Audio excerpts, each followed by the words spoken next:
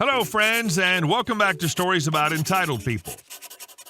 I don't understand why an HOA or resident would be so upset about a fleet vehicle.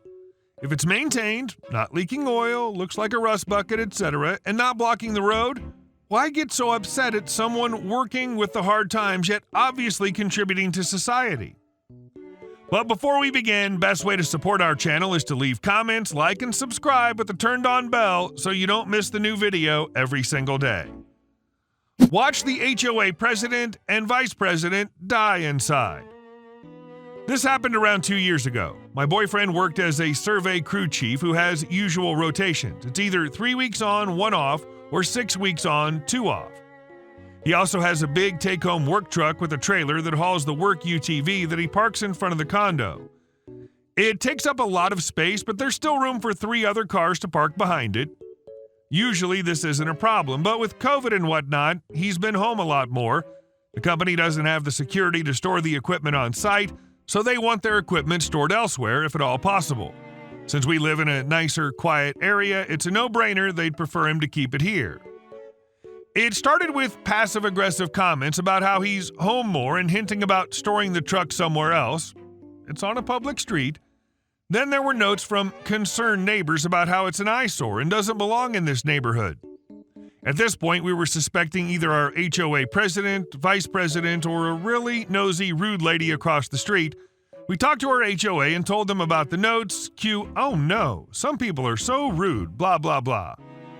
One morning, we came outside to find a parking warning on the truck.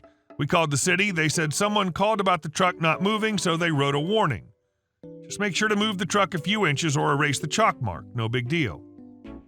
So last week, we wake up to an actual ticket on the truck for storing a trailer on a public street or some crap. It's $40.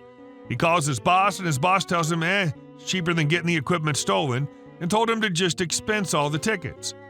Shortly after all this, we saw President, Vice President, and another neighbor. Boyfriend told them about the ticket, and they started with, "Oh, I'm so sorry, but it really is an eyesore." So my boyfriend told them what his boss said. All 3 of them looked like they'd been slapped in the face. They said, "Well, won't that get expensive?" His response, "Well, they're a multi-billion-dollar company, and $40 a day at most is a lot better than dealing with stolen equipment all the time." Watching them die inside was the highlight of my weekend. He hasn't gotten another ticket since. And our second story. Not gonna leave unless the cops are called? LOL, okay. I work at a crummy motel in Anchorage, Alaska. The don't ask, don't tell kind, if you catch my meaning. We usually only have a 45 to 55% fill up at any given time of year, and that's with 20 out-of-order rooms. However, our city is hosting a very important Native conference this year, so we got extremely busy. Also, that early August is this year's pinnacle of our tourist season since forest fires were blacking out the state back in late June, early mid-July. Anyway, we hit full house for the first time I can remember since I started working here, and it was a good feeling. The second to last guy I checked in, we'll call him Earl Crazy Cakes, or Earl for short, just flew in from North Dakota and was looking to make Alaska his new home. Great, I thought. Now, to be fair, when I first met him, no warning signs went off that this guy might be a kook. He said he was an ex-Marine and had a service dog with him named Max. Being a Navy vet, it was kind of happy to meet another vet. I don't get out much. We exchanged stories as I got him checked in for a week. He gets his key and goes to his room. About 45 minutes later, one of my coworkers, call her Chrissy, who also lives at the motel, is complaining about noises coming from the guy I just rented to. This is when his craziness starts to shine. I went to talk to her and share a cigarette when Earl comes down to take Max out to do his business. He introduces himself to Chrissy and starts going on about conspiracy theories that his dog apparently has a full name like Maximus the Duke of Hamburg or something like that, and other crap that told us how crazy he was. Chrissy and I just did the smile and wave routine and pretended like we were interested until he finally went back to his room. I thought that was the end of it, but of course I was wrong. The following morning, my other coworker, Kent, was working the morning shift when Earl decides to come to him and start crap. Keep in mind that Kent is a retired Army veteran, is 64 years old, and has a very short temper. He's fine to work with till you piss him off. Anyway, Earl says he wants his money back, all of it, but wouldn't say why. He said he needed to keep tabs on his money. You have a receipt, man. That's a money tracker. For 5 minutes, they yelled at each other before, and I'm not making this up, grabs the small trash can in the lobby, takes it out, and throws it in our company's broken van. Now, any normal manager would have booted him out there and then, but Kent, for whatever reason, gave him till noon to leave, our normal checkout time. Apparently, Earl went to Walmart and got in trouble there as the police brought him back here. Kent told the officer he was leaving today, to which the cop said if he refuses to leave, call us. And sure as crap, that's what happened.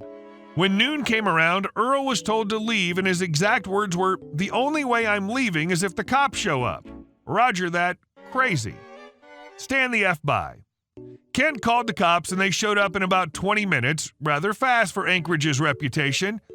I didn't see him get arrested, but I heard he was fighting the cops all the way to the back of the cop car, screaming about the owner harassing him. Owner's a 5'5" old Korean guy, LOL, and now the managers are racist. Haven't heard from him since, and hopefully he doesn't come back here.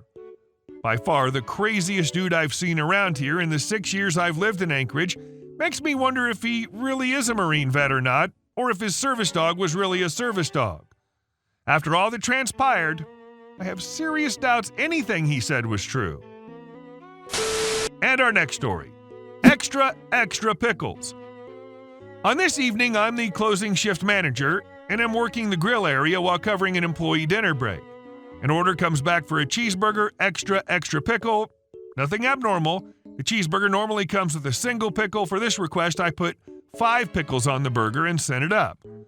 About 90 seconds goes by, and I hear a guy at the front counter yelling, "I ordered extra pickles. What the F is this?"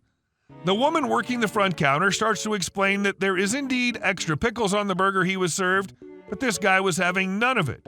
"This is bullcrap. I want extra pickles." At this point, I've made my way to the counter and try to calm the situation. I tell him we'll remake the order, and I'll make sure there's extra pickles on it. I head back to the grill, make another cheeseburger, and put about 20 pickles on it. Keep in mind that a cheeseburger has 1/10 of a pound of beef, and I've added at least 1/4 pound of pickles to this thing now. I walk the order out to where the customer's sitting in the dining room to deliver his order. I watch him unwrap and ask if there's enough pickles on the cheeseburger now. Now this guy starts in on me. "Can't you guys follow simple instructions? Extra pickles. This is not extra." I take the burger and walk back to the grill. I'm pretty pissed at this point and decide to comply with his request. I make another cheeseburger. This time I decide to dip the entire bun in pickle juice. Once the bun's nice and soggy, I put on the normal amount of mustard, ketchup, onion. Then I put about 80 pickle slices. I add the single patty and a slice of cheese, then put another 80 pickle slices on top of this and place the other half of the bun in place and squish the whole thing together. It's now a gooey mess. I grab 4 burger wraps, put this monstrosity in the middle, grab another double handful of pickles, dump this on the outside of the burger, then wrap the whole thing up. This thing now weighs about 4 or 5 pounds. I walk the tray out to the guy, set it down, and declare 1 cheeseburger, extra pickle, as ordered. I start walking back to the front counter, and I hear, "Holy hell, what the F is this? Do you think this is funny?" I do think it's funny, but I've had enough. So I turn around, apologize, and tell him I don't think we can serve him a burger that will meet his satisfaction and will refund his money. He yells back, "I don't want my money. I just want my burger the way I ordered it." I explain that I'm happy to refund his money, but we will not serve him any further due to his abusive attitude, and he needs to take his money and leave. His response, "F you, I'm not going anywhere. Do your effing job and make my burger." I walk to the office and call the police and instruct the rest of the crew to avoid the dining room and front counter until the situation's resolved. About 15 minutes later, the police show up. I explain what's happened so far and ask them to remove the guy from the property. The police approach where this guy's sitting to get his story, and this guy goes off. "Get away from me, you effing pig, and you can't make me leave, I paid." And then he took a swing at one of the officers. After he's been cuffed and read his rights and he's being escorted out the door, my drive-thru guy yells after him, "Thanks for coming in." When you led with dipping the bun in pickle juice, I knew this was going to be good. Pickle Man got what he deserved. And our last story. Golf balls were destroying my house. My family's been living on this golf course for years. Everything was fine before the owner moved the tees, as the house had only been struck very rarely, but now the house is being hit at least 10 times a day. There's a lot of damage. 12 broken windows, 2 severely dented garage doors, 6+ dents in our cars, 2 seriously dented gutters, a glass door that's been broken 9 times, and family members have been hit by golf balls on numerous occasions, including several near misses. After having balls narrowly miss hitting young children, we no longer feel safe sitting outside during the day. We can't even use the back half of our property during business hours at all.